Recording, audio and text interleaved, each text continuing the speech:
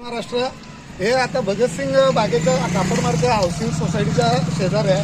हे ट्रॅव्हलर्समधनं हा मटेरियल इथं उतरवला आहे. इनलिगल आहे की ट्रॅव्हलर्समधनं मटेरियल आणणं. या व्यक्तीला आता विचारलं तर कुठली सुरतची का कुठली गाडी ट्रॅव्हलर्समधनं आले, लग्नाला जाणार तर म्हणून इथं उतरून गेला. हे रोडवर असं बेकायदेशीरपणे कुणाचा ॲक्सिडेंट झाला, कुणाला काय झालं तर याला जबाबदार कोण, कुठला ट्रॅव्हलर्सवाला.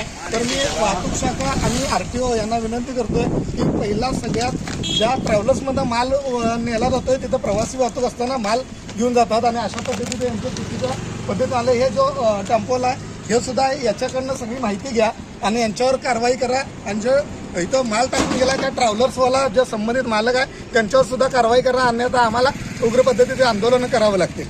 जय महाराज. बरोबर आहे.